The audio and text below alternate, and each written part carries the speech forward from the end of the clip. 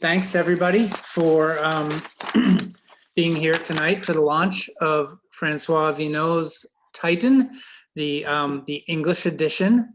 There we go. The French edition has been out for a little while, but this is the debut of the English edition. Let's see. So what I'd like to let everybody know is that we will have books for sale, and I'll talk about that a bit at the end. And they will be signed by François. Very good. Thank you, François. So first off, I'd like to thank Ben Winters for being here. He's going to be in discussion with François. Ben is the author of the forthcoming novel, The Quiet Boy, which will be published by Mulholland Little Brown in the spring of 2021. He's also the author of Golden State, the New York Times best-selling Underground Airlines. Do you want me to slow down to give you time? Yeah, I don't have them on. As well as The Last Policeman and its two sequels, the horror novel Bedbugs, and several works for young readers. Ben's first novel, Sense and Sensibility and Sea Monsters, was also a Times bestseller. Ben has won the Edgar Award for mystery writing and the Philip K. Dick Award in science fiction, the Sidewise Award for alternate history, and France's Grand Prix de l'Imaginaire. Terrible French, terrible French. I'm surprised. Surprised at that. His writing has appeared in Slate and in the New York Times Book Review. He also writes for film and television and was a producer on the FX show Legion. And if I was part of this whole thing tonight, I'd be asking all kinds of questions about Jean Smart, because she is a favorite. Yeah. Ben lives in LA with his family. Our guest this evening is my friend, François Vigneault, who is an American-born cartoonist, illustrator, translator, designer, and teacher. He's the co-creator of 13e Avenue, which is a YA comic book series written by Geneviève Peterson and published by Éditions de la Pastèque. That book was the winner of the inaugural Prix des Libraires Québec Award for Best Youth Graphic Novel. His comics and illustrations have appeared in publications too numerous to list. His work has been nominated for numerous awards, including the Joe Shuster Award, the aforementioned Prix des Libraires, and the Prix des Collèges. François was born in the United States to immigrant parents, and he has lived and worked in Montreal since 2015. Tonight we're launching François's first graphic novel, Titan, which was published in 2017 by Editions Pow Pow in French and is coming out from Oni Press right now in English. Right. I've known François for a little while. He is a fantastic person, fantastic to work with. I've worked with him on a couple of books, and he's a great cartoonist. And just before I turn things over, what I'd like to say is that Titan is great. It's a page turner, and I was thinking I'm going to just do this off the top of my head, and it's going to be great because I can talk about comics forever. I think of it as kind of like an old. I think of it as an old-fashioned science fiction story. That it's rooted in the people, and it's rooted in sort of the adventure of the story. And I think that François pulled off kind of an amazing thing in that it really is a page turner, and you don't want to put it down. And I think also something he does kind of special in this, and I'm sure you guys will get to it, is François talks about his personal love of music, and that's woven through the book. And I think that's kind of like a nice personal element of François that is in the book, that is not just this kind of science fiction story that's just removed from the person who has made it, which I think is kind of a spectacular thing when reading a book, when you know the author, you see the author there in it. Not personally knowing the author, but you just feel the author's presence. So with that, I'm going to turn this over to you gentlemen, and have a great chat. Thank you, Tom. Thank you very much. And thanks, Drawn Quarterly, for having us. This is terrific. And congratulations, François, on the publication in English. I didn't actually realize this has been out already since 2017 in French. So you must be sick of talking about this already. No, never. You know, it's like, you know, I've somehow am fascinated every time I talk about it still after all this time.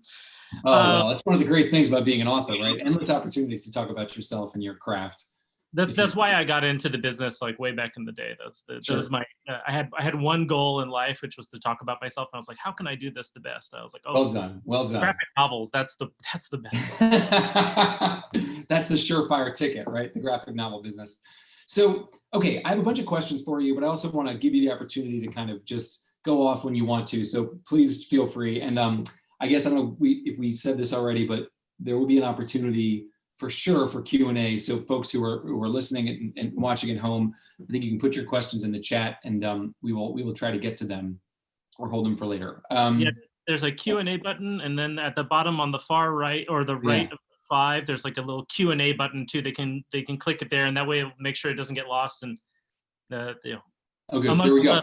The hundreds and thousands of questions and interactions that are happening on the internet with us tonight. So I'll just get us started, and then we can you take it where you want, and then we'll just see if any of our friends listening want to jump in. But I want to actually start with a craft question, because I am, as you know, I'm a novelist, right? I don't do graphic art because I don't have that. That's not my skill set.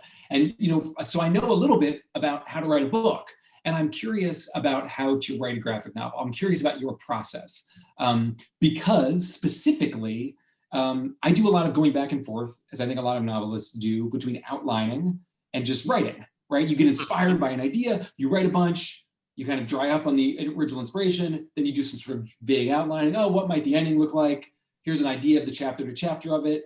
You let that carry for a while, you go back and do some more writing. But I wondered, in terms of the incorporation of the artistry of it, the drawing and the painting, like, where does that come in? Do you write the whole story first and then start illustrating, or like, what's the process like?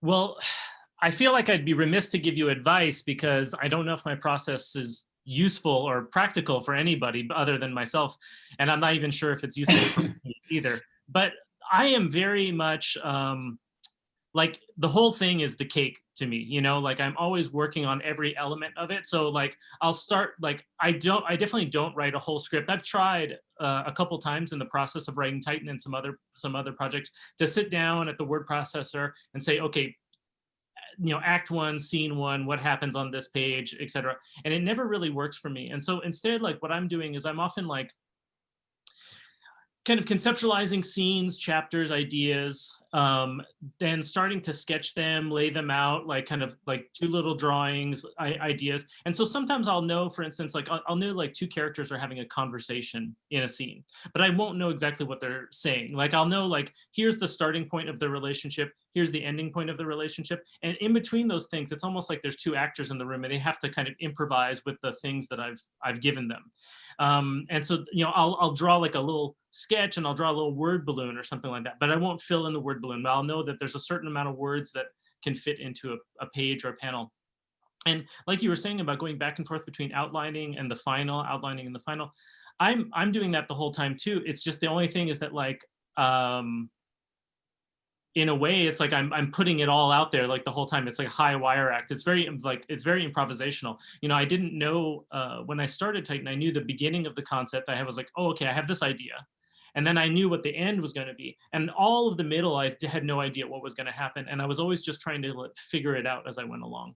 So let's pause there for a second, because I should have done this. It should have been the first question, but you said at the beginning, you knew you had this idea. Tell us what the idea was. So give us this, what was the starting point? And maybe from there, you can give us a kind of a synopsis or an overview of what Titan is for those who haven't read it yet. It's probably a lot of you. Yeah. Sure. I almost feel embarrassed that I feel like the story is getting hoary with age, because I tell it so often when people ask, but it's really true. It's the genesis myth of Titan is, one day I was like at a cafe and I saw two dogs hanging out with each other and interacting. And one was like a really little dog and one was a very big dog. And I just was watching them drinking my coffee and I was thinking, what is life like for those dogs? Like their interaction with each other, like, because with them, they see each other as dogs, right? But they're very, very different from each other due to 10,000 plus years of human experimentation on their genome. We've created these creatures that are structurally, morphologically really different from each other. And so that led me to what I've sort of come to realize is a very stupid idea at the base, which is, what if there were big people?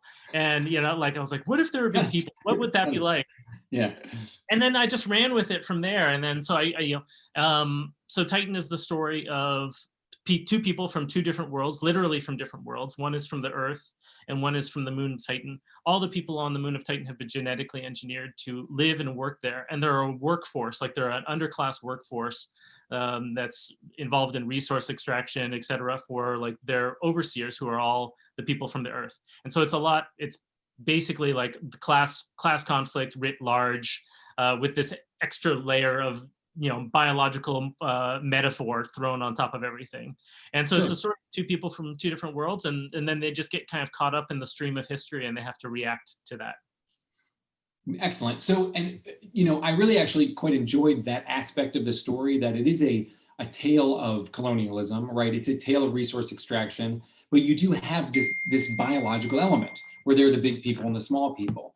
And it, first of all, it creates a really interesting, I'm sure for you as the artist, a sort of interesting aesthetic challenge. And I wondered how that either inspired you or was an obstacle to you in creating the artistic sort of the look of the thing. Like how often were you conscious of, these two people are talking, one's much bigger than the other, how do I make that look or feel on the page? Does that make sense? It totally makes sense. I think I had to be conscious of it 100% of the time. And I probably should have been conscious of it 110% of the time, because sometimes I'll go through and I'll catch a little thing where I'll realize that the characters are not perfectly in scale with each other, because I have my limitations as an artist and a draftsperson. And so I'll make mistakes sometimes. But I really always had to think about it. I always had to think, the just for those viewers those people who haven't seen it yet, the main characters are kind of like this. And so Phoebe is something like 8 feet, she's 8'3". And so I always had to have that in mind, that one of these characters is 8 feet tall. It was even more exaggerated with she's sort of short for a Titan.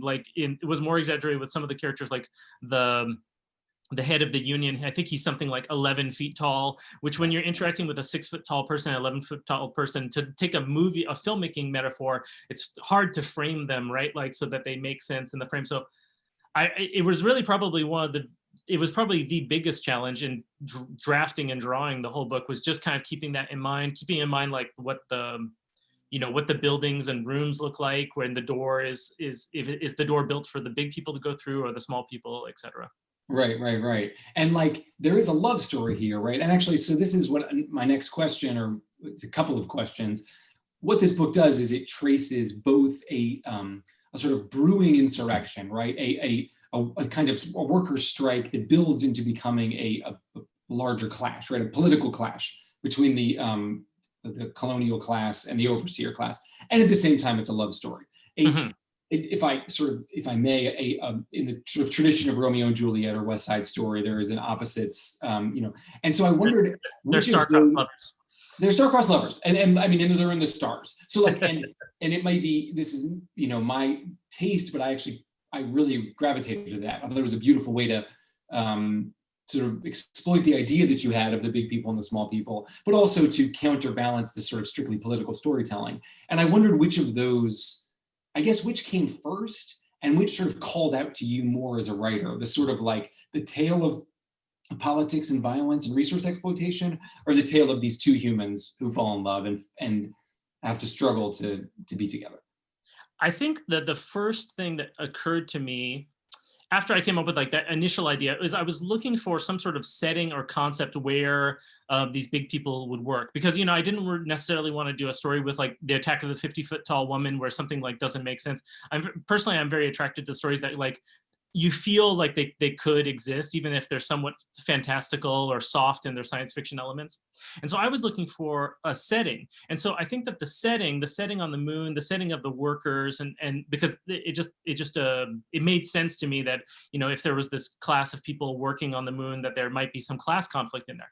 But as far as the story goes, so that was the setting. The story, the plot was totally driven by the idea of like, oh, okay, there's going to be two people from two different sides who meet, and there's like a romance story between them. And to me, that was always that was like the driving action of the plot, was like these two star-crossed lovers, they meet, they're from different places, they have opposing concepts, ideologies, yet they're drawn together, and then how are they going to deal with everything else? And then everything else, like the revolutionary elements to it, the kind of, I guess, Marxist, syndicalist elements to it and all that, those all came afterwards. So it was kind of a mix of those two elements together.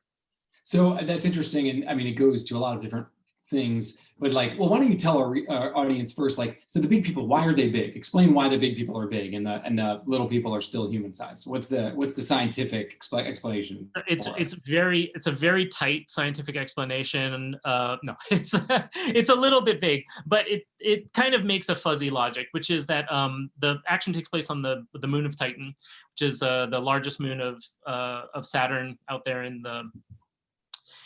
the solar system, and the reason that the people are there, and this is legitimately true, is that there's a tremendous amount of hydrocarbon fuel on Saturn. It literally rains methane, like liquid methane and things like that. And so there's workers who are there, but the gravity of Titan is quite small. It's about the size of our moon, so it's something like the sixth the gravity of the Earth. And so my concept is that the people have been genetically engineered to be able to withstand that kind of gravity.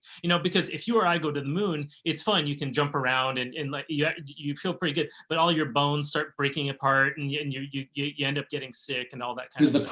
Because the pressure. Yeah, exactly. And the low gravity, and so it's like, and so that's why the Titans are big. That's because they've been genetically engineered to live in a low gravity environment. But that also kind of gave me an interesting opportunity, which is explored a little bit in the book, which is that the Titans are all trapped. Like they can't go to the Earth, right? Like they're stuck in a certain place. Like if they go to the Earth, they're going to die. They like, because say Phoebe, she's like 8'3", but there's something, not, I definitely won't get too technical, and I never did ever in my research process, but there's something called the square cube law. So if you get taller, you get bigger twice as fast, so I think that Phoebe's 8'3", but she weighs something like 600 pounds, and I think Cyrus is 11 feet tall, and he weighs something like 1,100 pounds or something like that. They're really big, and so you imagine like it's really hard to move around in our world if you're 1,100 pounds or something like that. And so they've been bred to that atmosphere, and that is there, so therefore that's where they have to be. Right. Yeah, they're stuck there. They're like, so that added like a kind of, to me, was a kind of an interesting way to physicalize sort of the like how we like legally or economically like trap people in a certain environment, like, and that could be everything from like the slave codes to Jim Crow to like I sold my soul to the company store, where like the people could only buy the goods from the company that they were working for, all those kind of things. We've built all these kind of structures to kind of like keep people in place in our real world. And so I liked that by setting it in space and having this concept, I was able to kind of create this idea, like a metaphorical trap for the people to be in, to be sort of symbolic of the real world traps that some of us are in. So, and what's interesting there, I think, to extrapolate from that, is that by giving them this sort of physical difference that it isn't just happenstance, they were built that way, they were built to purpose. It allows the Earthlings, or Terrans as they're called in the book, right, to think of them as not being properly human, right? Exactly. So, which in any sort of situation or sort of societal structure, like, chattel slavery in the United States, like, that's one of the mechanisms by which people allow their conscience to be soothed, by saying, well, these people aren't really human anyway. And so I thought it was really interesting that you actually made this underclass physically altered to give the overclass this false narrative that they aren't really people like me, which is something I thought about a lot and researched a lot in writing Underground Airlines, which is my alternate history about slavery, just the different ways that people have for allowing themselves to believe that their political opponents or whoever it would be convenient for them to control aren't their fellow human beings. Right, it's this lie that that people are telling to themselves and telling to each other, and definitely, like, while I was reading your book Underground Airlines, I definitely felt the rhyme there, like with certain elements of the way that the structure, which, as you said, it's based in reality. Like, you know, like I'm sure that that in doing your research through that, you're reading some of these incredibly blatant laws that were on that were in the Virginia Charter and things like that, where you just can't believe like how clear they're making the this false fake dichotomy that they're trying to create within the human species. Yeah. And so then, yeah, that for me, that was very interesting to explore, you know, like a kind of a further future extrapolated version of that, like where it's even more exaggerated. And then I also thought that it was interesting to, I hadn't really thought about this before, but it's in a way, I like to see that it's the negative, it's one of the many negative repercussions of that, which is not just that this underclass, this caste has been like oppressed, but is also that all the Titans, they no longer consider themselves to be connected with the earth, with the Terran people. They're out for vengeance, right? They no longer want to be connected with or have a relationship with the earth. And to me, that is it's very frightening, right? Like, and I hope that when people are reading Titan, they can understand like why, you know, people would be mad as hell, why they would just want to burn down the whole system, you know. And so I think that that's part of what I wanted to do there. What's in, like, I've been reading, I just finished reading a book called Say Nothing. I forget the author's name, Patrick Keefe, I think, Radden Keefe, about the Troubles in Northern Ireland. And toward the end of the book, he discusses this idea that like the Catholics and the Protestants, there many of them got to a point where they didn't really consider their neighbors to be their fellow man anymore, which you get there because your commitment to your political cause has driven you to commit acts of violence. And as a way of explaining that to yourself, you have to be like, well, these people they're not really people as I am. And it's just a very intense and a sadly persistent sort of part of the human experience. And so part of what to me was affecting about your book is taking that experience into the future, taking it off world and saying, well, what is this going to look like in the future? And so I really thought this sort of, and then we're gonna get to our questions in a second here, they're piling up, but I thought that the what did you call it before, the Marxist syndicalist sort of revolution, I don't know, I liked the feeling of the book, even though it was in the future, and even though it had this sort of unbelievable sort of alien race, quasi-alien race, that it still reminded me of stories from the 1910s and 20s and 30s about, you know, strikes and strike breakers, and about, you know, the sort of the line between political violence and proper wars. Like, I think that the historicals, even though it felt like history, even though it was in the future. Do you know what I mean by that?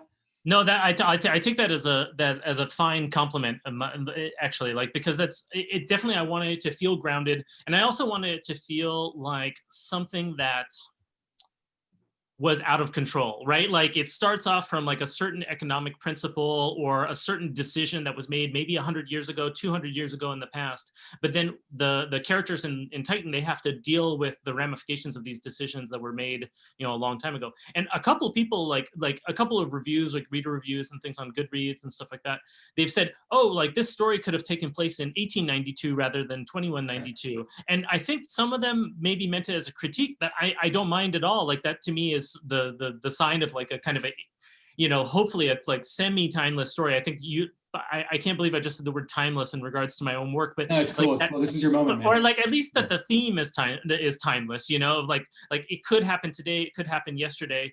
maybe it is happening right now, like today. Maybe it is happening, it definitely was happening in the past, and maybe it'll happen in the future. But what's cool, Francois, is that, like, I referenced West Side Story, which happens to be one of my favorites, which pulls from Romeo and Juliet, which Shakespeare was pulling from earlier medieval stories, which pulled from, Greco-Roman tales. And so I think the idea of there being lovers who find one another and whose humanity sort of cuts against the violence around them is a timeless theme. And I wonder if you, I don't know, I said this at the beginning, but I like how you've included that element, because it makes us feel that all is not lost. So let's talk about the lovers for a minute. So I know you've worked in YA before. This is definitely not a YA story. This isn't like, it's funny because my kids are always hanging around the house now, as everyone's kids are, and they love comic books. I was like, no, you can't read that one, just because there's some pretty graphic stuff, and not graphic, but there's some realistic depictions of sex. And I know that I laughed a little at the questions about how is sex going to work between these two. And I thought you were quite brave and just like giving us that, answering that question or letting us live in that world for a minute. Was that a difficult choice? Was that something you struggled with, or you're like, let's just go for it? No, I was a little shy about it because, almost all humans, like sex is like a driving motivator in my life. And like, I've made all kinds of like bad and weird decisions based on like sex and things like that. And so like, definitely like, and I wanted it to be a love story, and I think that there is something about like the emotional human connection that hopefully the characters have as well. But I also didn't want to ignore like the physical thing, which not absolutely everybody, but many people in this human world that we're living in are dealing with those kind of feelings a lot of the time, and make a lot of decisions based on that. And also, it's like, in a way, I mean, like, it sounds weird to say it, but it's a little bit funny, right? Like, it's like, well, how does this work? Like, how does a sexual attraction between like people who are like quite different in their size from each other, like, how is it going to work? And so there's a couple things. Like, number one, like, I had the question of like, okay, like, am I gonna deal with it? Like, am I gonna show it, or am I gonna do the thing where like they kiss and then you cut away? Like, you could cut out. There's a big chapter in the middle of Titan, which is basically like the very not safe for work chapter. Right. And my girlfriend was talking about it the other day. She was like, oh, if they're sensitive about it, they just take an X-Acto knife and just cut those pages. It's just 7 pages. You just cut it out of the middle. I was like, totally. It wouldn't bother me at all. So if there's any librarians out there who want, there will be some violence and some minor nudity in it after that. But if you want to cut out the sex scene, it's no problem. They're the black pages in the middle of the book. You can cut them right out. I won't be mad. Fighting censorship. Yep. But then another thing is, it's like I wanted it to be frank, realistic, sort of straightforward, in a way, like I wanted it to feel like actual sex between two actual human beings, like, not, like, it's like, I would say it's very far from being a pornographic scene. I also wanted it to be a little bit equal opportunity, like, one of the things I always find funny is that, like, when was the last time you saw like a penis in a film, like that, like it's pretty rare. And to me, that's actually like a very weird and sexist double standard. It's like, it's just like, if you were to walk in on two people, there's a couple things that would be pretty obvious, and that's one of those things, so there was that. And so I definitely struggled with it. It was one of the hardest chapters to draw because, like, I wanted to draw, like you were saying, like the characters and size with each other. I wanted to draw that the quote unquote action in that scene with as much attention to detail as I drew later on, like fight scenes and action and things like that. So there was a lot of choreography and things like that. But so I was shy about it, but in the end, I decided that it was for my purposes, it was important to include the scene in the book. Well, I think it's well done. And I do think I compliment you on it, because what it does narratively is it cements for us that this is it makes them feel in love with one another, because it doesn't feel gratuitous, and it isn't, as you say, it isn't particularly sexy, but it's romantic. And like, I think we needed to root for them for the rest of the story to work. We need to root for them. And I think this, and also to feel, I don't want to give anything away, but to feel hurt when they are hurt by one another. And so seeing their connection there totally works in that way. Speaking of the violence, this is something that, as a sort of casual reader of comics, like I wonder about, because I wrestle a little, I think a lot of crime writers wrestle these days with the depictions of violence and how much do you want to glamorize guns and how much do you want to show the sort of excitement of violence versus when you need it for your story. And there are some excellent depictions of fighting in this and some really like fun, exciting fight scenes. I wonder, was that something that you think about as an artist? Am I aestheticizing blood and guts and violence? And like, what part does that play in your storytelling process? Oh, absolutely. And I really like that way of thinking about it. I would say that for me, it's important that like a lot of people, I grew up on like violent media. It was actually kind of funny. Like when my partner and I first met, we like watched, like she was like, oh, here are like some of the cartoons, like the cartoons that I watched when I was a kid, and they're all like really cute. They're like the little beaver who lives in the woods, and like the little boy who's all alone and is looking for his family. And I was like, wow, cool. And then I just enjoyed them. And then I was like, well, here are some of the cartoons I was watching when I was a kid. And I was like, G.I. Joe and Transformers and Mask. And it was all like paramilitary organizations hunting down terrorists around the world. And like, I was just like, oh, I grew up in a weird, terrifying military state. And I didn't know it because I was like the fish in the water. Like I didn't understand that like I imbibed all that violence in my mind. Oh, G.I. Joe is a terrorist of some kind. Right. It's totally crazy. Like G.I. Joe is like CIA black sites hunting down like Al Qaeda and like but everything's up to the 10th level, Yeah. And so I find that disturbing, but I'm attracted to violent, like I'm not attracted to violence. I'm not a violent person, but I like a cool action scene. I like watching Daredevil or The Punisher or something like that. Like I like that stuff. It's cool. For me, it's always very important that violence be connected with reality. I guess I won't say always, because there's certain, like I'm definitely can understand like the aesthetics of like sort of slapstick violence and even slapstick gore even, or a horror movie. I can understand the aesthetics of that. For me personally as an artist, like on my personal projects where I'm writing and drawing and things like that, I'm more interested in why violence is scary, why violence is something that should be avoided, why violence is just terrifying, And so that was something I was trying to get across in Titan, is because I think that there's I don't think it's too much of a spoiler, but there's some violence in Titan, and there's a revolutionary movement in Titan that's happening. There's a lot of tensions that kind of eventually explode.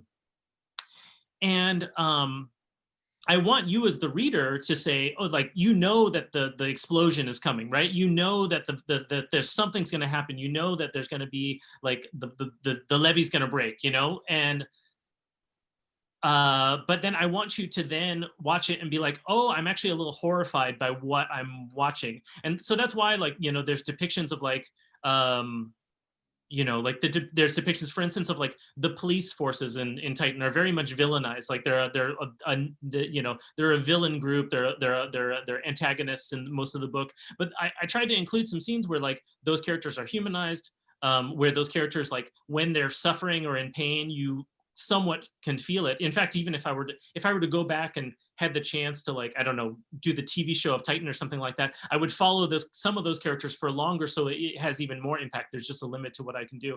But I think it's important that it be a little bit scary. And then I don't want to go too much into this because I do think this is a little bit of a spoiler, but that attraction to violence and like that desire to fight, and then feeling guilty about it is a subtext that's in the book too, with Phoebe, who it turns out is a very violent person, and you see some of that reticence, and you kind of, I hope that by the end of the book you understand that why she is reluctant to let go of her control over her violence and her desires for violence. Right. So in a sense, then you're sort of interrogating our attraction to violence, even as you are incorporating it into the story, into the plot. Right. It's part of the tale. Yeah, I hope that is even if that's even 5% successful, then I'll feel like I did it. Otherwise, then it's cool. There's lasers, and so 5%. That's. We'll give it 5. Let me go to our questions for a second here. This is new. I'm gonna read these up. So someone is asking at the top, is there gonna be a recording made of this great exchange? Oh, thank you. So it could be available for classmates. So I don't know. We'll find out. Someone will. This person's email is in here, so someone from the bookstore, I'm sure, will reach out to you. That's A. B. Have you had any science fiction fans or scientists? Hold on, I lost the question. One down. Oh, yes. Engage you on the logic of the gravity. So did you have people been like, I don't know, Francois, I don't know if this makes sense. Is that something you've dealt with? Because I have lots of funny stories I could tell you about emails that I've gotten from things I've written, but no, but I can't wait for those emails to roll in. So if there are any astrophysicists or scientists or biologists, I would love for you to write me and tell me why it's totally ridiculous that the characters are 10 feet tall and who live on Titan. I relish that kind of critical feedback. Please don't do that. Don't ask Francois that, because this is the sort of thing that in science fiction, well, I mean, there's various wonderful traditions of science fiction writing, and I think that this one is, you're not working in what they call hard sci-fi, where it is about, the storytelling is about the nuts and bolts of what the future is going to be like. You're telling a soft story about, soft not in the sense of being mushy, but soft in the sense of like the science fiction is the context for the storytelling. It's not about the science. Okay, but then there's a follow-up here, which is any favorite science fiction writers. Who are your favorite? Do you have favorite science fiction writers? Probably my number one top science fiction writer, and one of my top writers of the last 20 years for me, is Ursula K. Le Guin, who to me, she's just brilliant. She passed away a few years ago, so we have her whole corpus that we can kind of work through. She's an author who every single time I read something that she did, I'm sort of surprised, anew. Like she always can change things for me, and I think that she's just brilliant. And one of the things I really like about her work is that she always is grounding the human in she's always looking at like the human interaction within the bigger system that they're in, and so that, like, be that from like, here are some people on a planet with a slave revolution. Here are some people trying to survive in the Arctic wilderness, while there's a war going on, or even on the fantasy side, like, what does it mean to like give all your power and all your energy to some cause and then lose it all and then still have to keep living after that? For me, she's just the top. I love her. And then you'll probably be able to correct me if I get this wrong. Gosh, I'm sorry, I'm blanking on his name. But the author of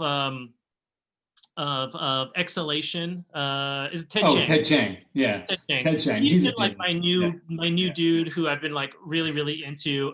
He writes pretty much exclusively short stories. He does. He takes years and years to write them, and they're all these beautiful little polished gems. A lot of them are sort of like, sometimes he'll do things that are fantastical, but sometimes he'll just do a little extrapolation of like our interactions today, and then like kind of push it out into the future, and it becomes like this beautiful philosophical exercise. And I know this might seem that I'm playing to the crowd, but I do want to highlight for all the viewers who might not know about your work that I've been really like blown away by your work for the last like five years or so when I got onto your thing, and I think that like you are. It's almost funny to refer to you as a science fiction writer, right? Because you're also mostly writing in kind of like a police procedural mystery zone. Yeah. But you always have like some sort of sci-fi element. And so, like your first trilogy, or the first trilogy that I got turned on to with you, I always think of it as like the best top level concept, which is that there's a comet coming to the Earth. Everyone's going to die, but then you have your main character, Henry, who is this detective, and he's just determined to keep detecting cases up until the last second of life on Earth. And to me, it's just really fun because you start off with like this very basic idea, you just keep extrapolating out from it. And it's a trilogy, which is kind of fun with that one. It gets, I think it kind of gets better as it goes along, because it's like a slow apocalypse that everyone's in. And there's like this moment where you're like, oh no.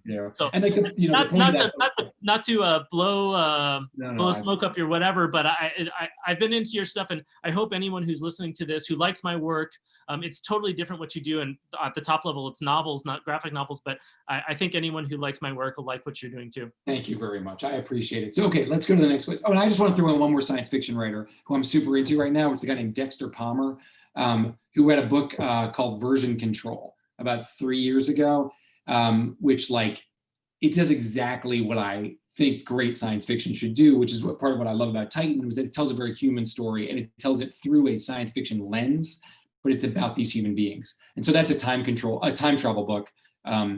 And it's just marvelous and beautiful, but it's about the way we live. Okay, someone asks, I'm taking notes. yeah, version control, Dexter Palmer, that's a killer diller book. The Titan zines all have a different accent color. Was it hard to pick just one for the book?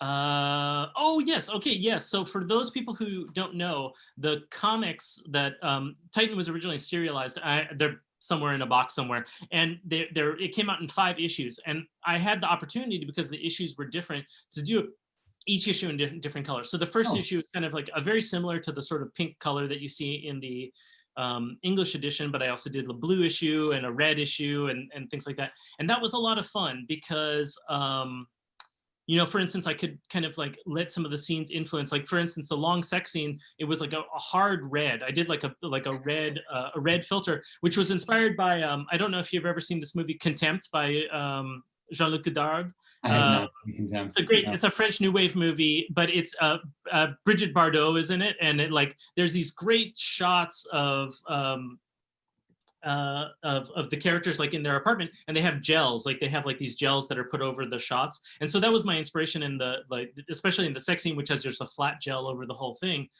and so yeah, that was basically my idea there. I loved working in the different colors, and I can totally imagine a version of Titan that has 12 different chapters, 12 different colors.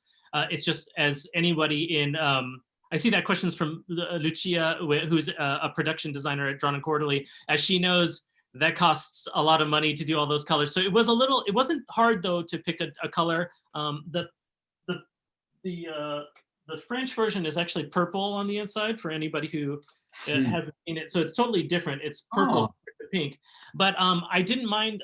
I liked experimenting. I ended up going back to pink, which was my very first color that I did, and I was totally happy with it. But I think if it ever goes back to a second or third printing, I might very well change the color again just to give it a different feel.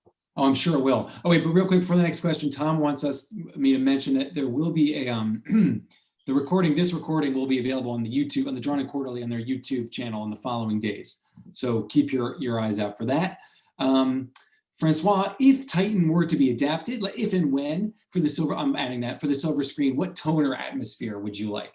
In the spirit of, there's some options here. In the spirit of Blade Runner, Alien 3, Dark City, Plan 9 from Outer Space, Matrix. I don't know why Alien 1 or 2 isn't on the menu, but so I don't know. They were like, don't set your hopes too high. You know, you're right. Like, maybe Godfather 3. Who knows? You can't have like perfect space horror. You also can't have like great action. You have to have weird David Fincher prison vibes. Like that's the only option. I mean, of those lists, I mean, what an amazing list of all kinds of different things. I mean, at a top level, I would love if the tone was anything close to either Blade Runner or like its sequel. I really like the Denis Villeneuve sequel. I was watching that. You know, like Titan was already finished by the time I think that came out, and I was watching it. But I was like watching, I was like, oh yeah, like I would love if Denis Villeneuve wants to just maybe executive produce the Titan series. That would be great. It can be a little Quebecois production. I would love that. But to me, anything like I love something that's a little bit slow, like a slow pace, kind of a serious quality to it. Like if you could create anything with like a slow boil, I think that would be super fantastic. Maybe David Lynch then. Maybe David. Oh Lynch. yeah. That would be of course that would be the best. Okay. Good. I would never say no to that, man. Have you had have you had calls from anyone out here? Is there any Hollywood nibbles on this? No, but I'm ready. I'm ready for the calls. I'll sell my soul. So I have no problems with that. I did that. It's not worth it. It's not worth it. It's not. There's no money for value in selling your soul anymore. I like that. I only found out recently that you worked on that show Legion. I like that show a lot. So good job. It's great. It was very, very fun. It was a very fun experience and a weird show that I love. Did you ever question if your art style would be able to properly convey the themes, sexuality, and brutality present in Titan? We talked about this a little bit, but do you want to talk more about that? Did you feel that your style was appropriate to your subject matter? Yes, I think so. I mean, that's the right answer. I definitely have like some very extreme limitations to like what I'm capable of doing on the page, and especially at the beginning, like, but that's more or less style and more like technical difficulties, because it took me about 5 years to work on Titan. So when I was looking at the very earliest pages were really, really rough, and I had a lot of self-doubt that, about my capacity to do it. Stylistically, I almost feel like any story can work in any style, if that sort of makes sense. Like, I think that the quote unquote the lens that you film something through can work for almost anything. And I actually really like, sometimes like a little bit of a friction or a dichotomy between like the stylistic, the way something is being shot, and what the subject matter is. And you know, some of my favorite filmmakers are often doing that. You know, like somebody like, say, Steven Soderbergh is like, you know, he'll film all kinds of different weird genre films and action films and heist films, but he always does it with the same kind of like, not the same obviously, but like the same quirky independent vision that he was bringing to things like Sex, Lies, and Videotape. And so some of my very favorite films come from him. The same thing with you know, creators, you know, like in the science fiction world, there's just a flat out masterpiece that's currently being produced by Josh Cotter. That is, it's just in the middle of being made. I'm so embarrassed. I'm blanking on the title of the book, but it's by Joshua Cotter, who did Skyscrapers of the Midwest. Okay. And he's in the middle of doing this giant, vast epic of science fiction epic. And his style is not necessarily, I think, what people would think would work with it. And yet it adds all these layers of richness and things to it. And so I think that my style, I have a sort of like down to earth style, a little bit cartoony style, a little bit French BD style, but also like filtered through like Jim Lee X-Men or something like that. And so I think I have like, quote unquote, a voice. And I never doubted that like my voice could work for this story or all kinds of other stories. Great. That's the right answer. And I totally agree with you about the different, you know, sometimes it's really interesting to see a certain sort of story told in what seems like the wrong or a dissonant kind of form. And a great example of that, I think, would be the musical Sweeney Todd, which is like one of my all-time favorite works of art of any kind. And it's like, well, it's this bizarre and creepy tale of murder and vengeance. And here it is, somehow a musical comedy. And somehow the intersection of those two forces makes it elevates it to being this other thing. So just to pick one example, but yes. I didn't know you were such a musical theater junkie. This is great. Like we're getting into it. This is wonderful. Yeah, I love musicals. I love it. And I feel like if any writer who is sort of learning your form, you should try to write, maybe not a whole musical, but try to write musical theater lyrics, because the particular limitations of that form, to have to tell a story over a short amount of time, and it all has to rhyme and be in meter, like learning to think, to limit yourself in ways that expand your ability is very, very important. And I'm sure it's the same in comics. Like, you have a limited palette, you have a limited range of, you know, limited amount of things you can do. How are you going to tell your story anyway? You know? Oh, I just really want to say, I saw that Tom, he gave me a little heads up.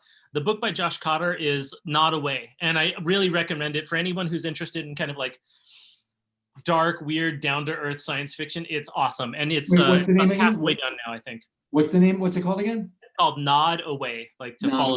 Nod Away. Yep. Okay.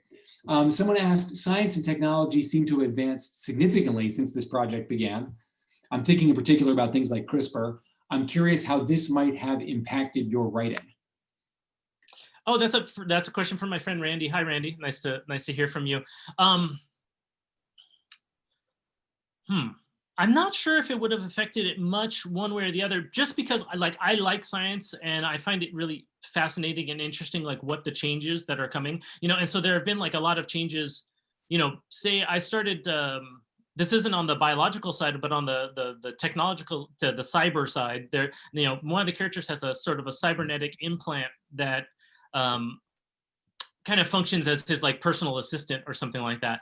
Yeah. And when I started writing the book in 2012, I'd have to go back and look at like what technology there was on the internet, but there wasn't like things like Siri and Alexa as far as I can recall. Maybe there were, but like I don't remember those things existing, you know, like almost 10 years ago.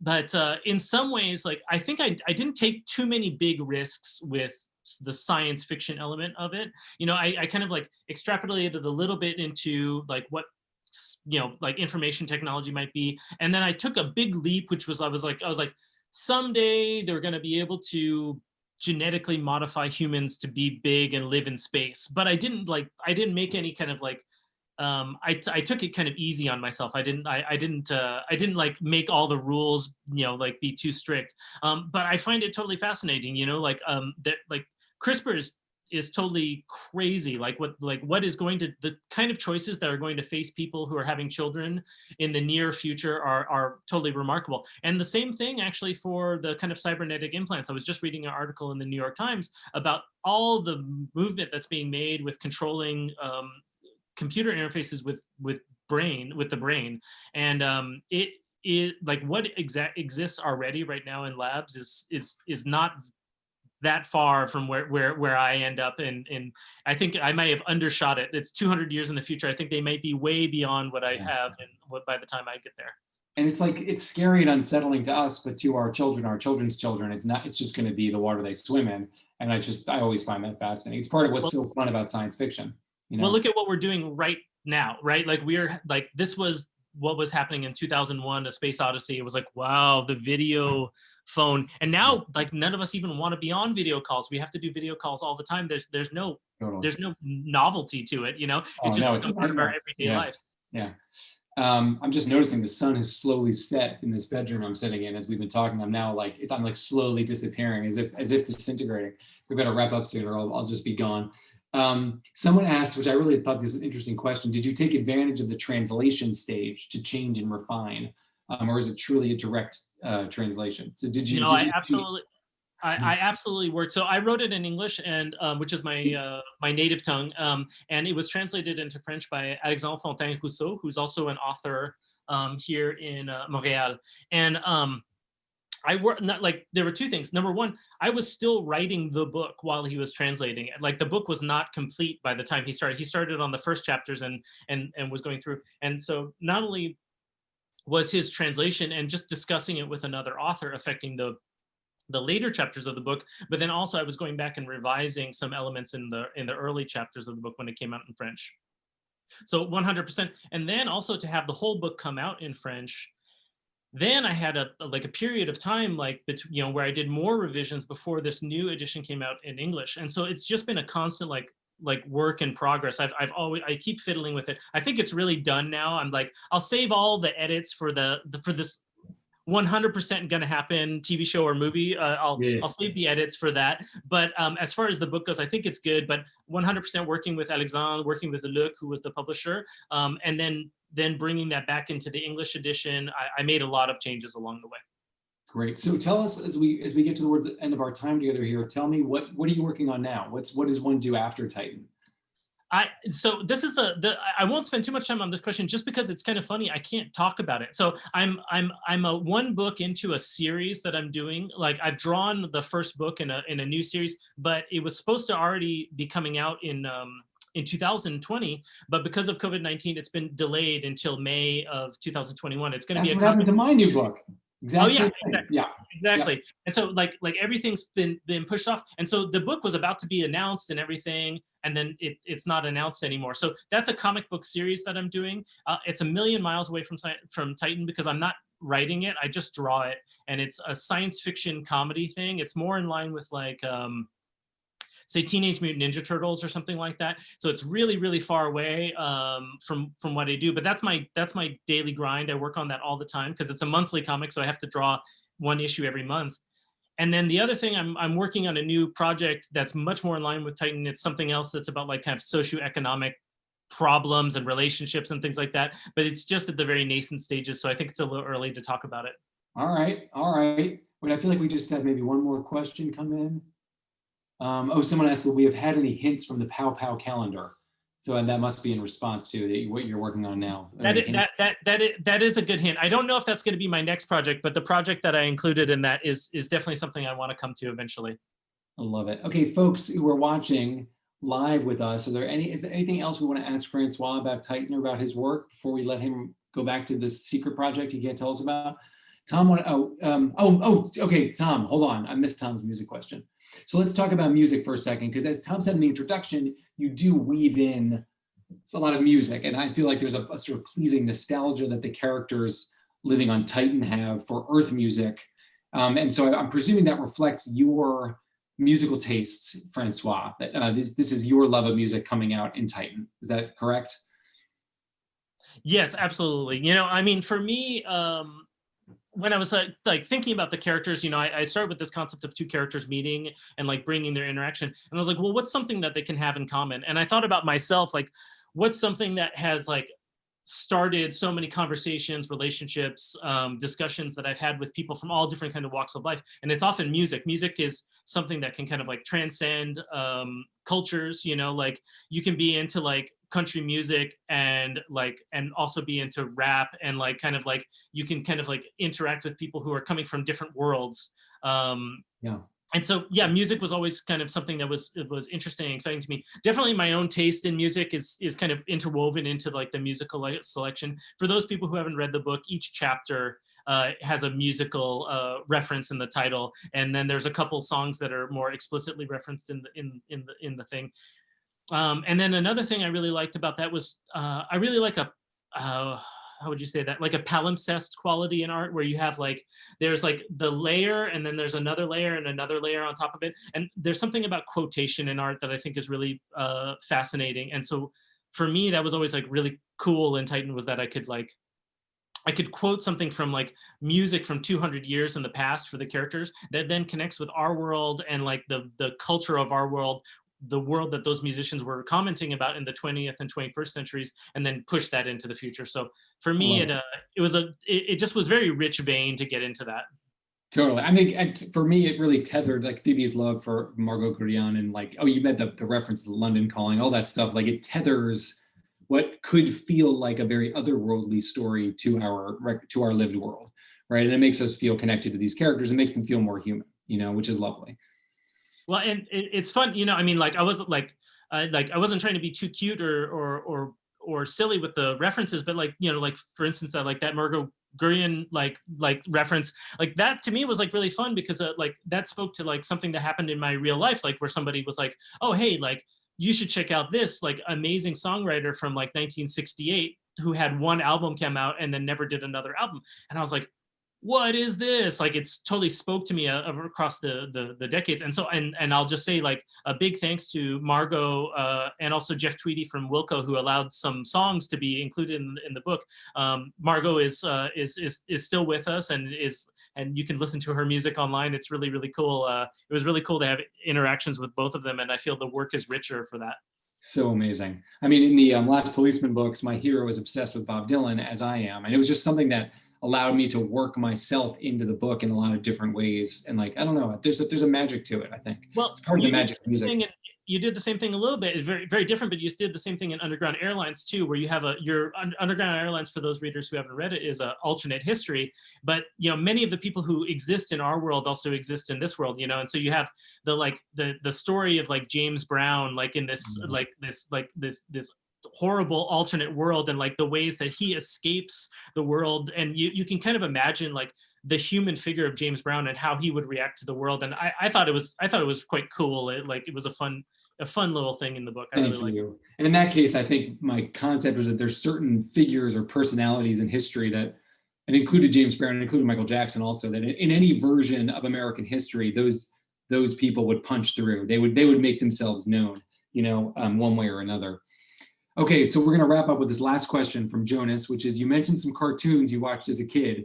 Do you think the giants in Robotech are part of the DNA of Titan?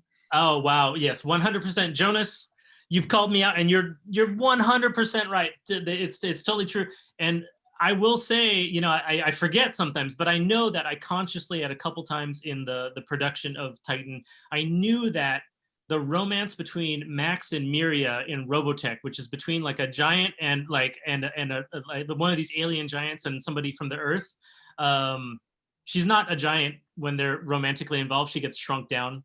There's a lot of plot that goes into it, but I know that kind of like the concept of like the alien species, like the interracial like relationship, you know, I know that was part of it, you know. And I mean, like, you know, in a way, like I guarantee that that's also like comes from my own background too. You know, like my father like, it's not like one of them is a giant or an alien or anything, but like my father comes from like the island, the country of Haiti. My mother comes from Quebec. They're from different worlds. I know that all that, like, plus the cartoons that I watched, and I'm sure that they all like kind of percolated through my brain and came up to the end. But thank you so much for that question, Jonas. You called me out, but I think it's for the best. Beautiful. And I love how the question about Robotech worked its way around to the element of autobiography that is part of your process. I think it's quite lovely.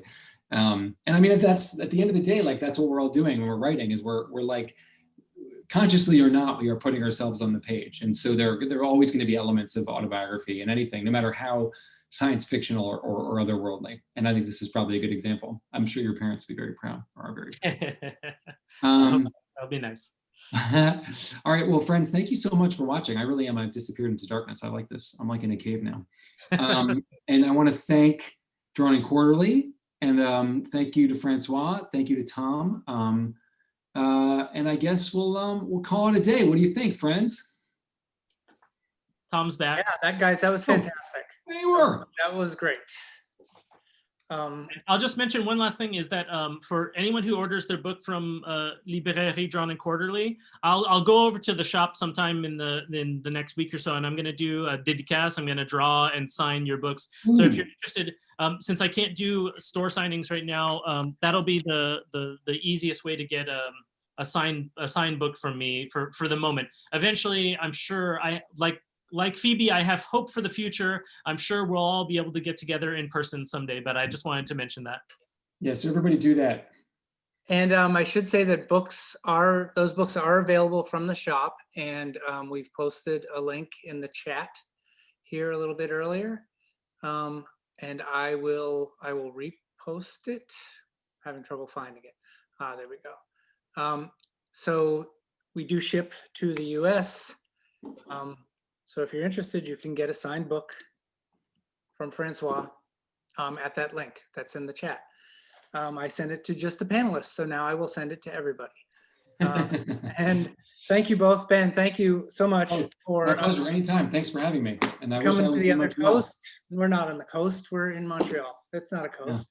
Coming east to do this, and we really appreciate it.